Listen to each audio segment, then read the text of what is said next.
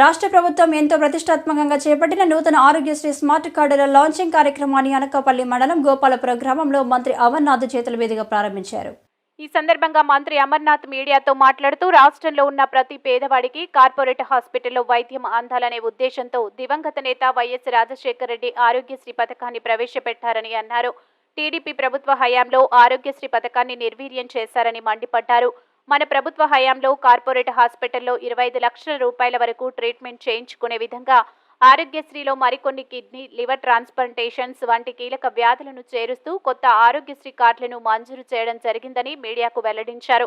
మన రాష్ట్రంలోనే కాకుండా ఇతర రాష్ట్రాల్లో ఉన్న తెలుగువారికి ఆరోగ్యశ్రీ సేవలు అందే విధంగా ఆయా ప్రాంతాల్లో ఉన్న హాస్పిటల్ యాజమాన్యాలతో సంప్రదింపులు చేపట్టామని పేర్కొన్నారు. రాష్ట్రంలో ఉన్న ప్రతి పేదవాడికి మెరుగైన వైద్యం అందాలనే ఉద్దేశంతో రాష్ట్ర ముఖ్యమంత్రి వైఎస్ జగన్మోహన్ రెడ్డి ఈ నిర్ణయం తీసుకున్నారని స్పష్టం చేశారు.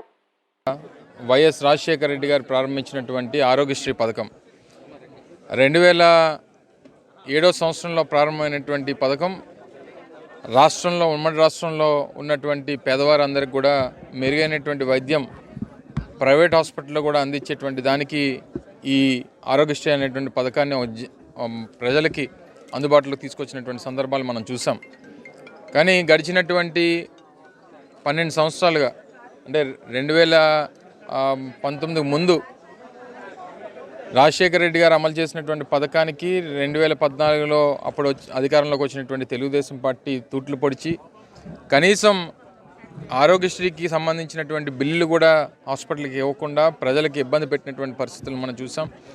నవరత్నాల్లో భాగంగా ఏదైతే జగన్మోహన్ రెడ్డి గారు ఎన్నికల ప్రచారంలో చెప్పారో ఆరోగ్యశ్రీకి మరింత ఆరోగ్యకరంగా తీర్చిదిద్దాం, ఆంధ్రప్రదేశ్ని తీర్చిదిద్దాం అని చెప్పినటువంటి దానికి కేవలం 900 నుంచి 1000 ట్రీట్మెంట్స్ మాత్రమే ఉన్నటువంటి ఆరోగ్యశ్రీకి ఈరోజు దాదాపు 3200 పైచిలకు ట్రీట్మెంట్స్ని దాని పరిధిలో తీసుకొని వచ్చాం.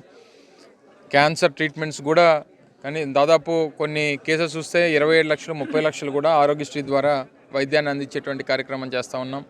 లివర్ ట్రాన్స్ప్లాంటేషన్ కానీ, కిడ్నీ ట్రాన్స్ప్లాంటేషన్ కానీ, హార్ట్ ట్రాన్స్ప్లాంటేషన్ కానీ, బోన్ మ్యారో ట్రాన్స్ప్లాంటేషన్ కానీ ఇవన్నీ అనేకమైనటువంటి పథకాలన్నీ కూడా తీసుకొస్తూ నెలసరి సంవత్సరం ఆదాయం కుటుంబానికి సంబంధించినటువంటి ఆదాయం లిమిట్స్ను కూడా దాదాపు 5 లక్షల రూపాయలకి పెంచేటువంటి కార్యక్రమాన్ని చేశాం.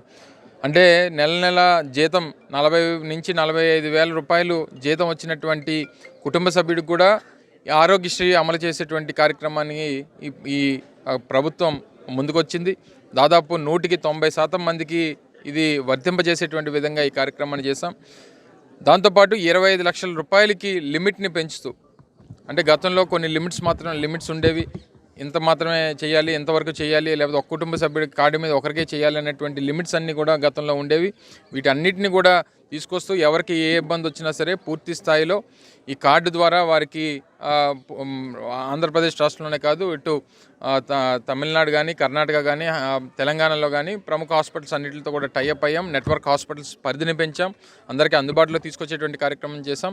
దీనికి అనుగుణంగా అనేక రకాలైనటువంటి కార్యక్రమాలు, మొన్న ఆరోగ్య సురక్ష కార్యక్రమం కానీ ఇటువంటి కార్యక్రమాల ద్వారా చేసి ప్రజలకి మరింత చేరువ చేసేటువంటి కార్యక్రమాన్ని గౌరవ ముఖ్యమంత్రి జగన్మోహన్ రెడ్డి గారు చేస్తూ ఉన్నారు. ఇదొక చారిత్రాత్మకమైనటువంటి కార్యక్రమం. మరి దీనికి తద్వారా రాష్ట్రంలో ప్రజలందరికీ మంచి జరగాలని, ఆరోగ్యం బాగుండాలని, వాళ్ళకి ఏ కష్టం వచ్చినా ప్రభుత్వం ఉంటుంది అన్నటువంటి ఒక భరోసాని ఇచ్చేటువంటి ఈ గొప్ప కార్యక్రమానికి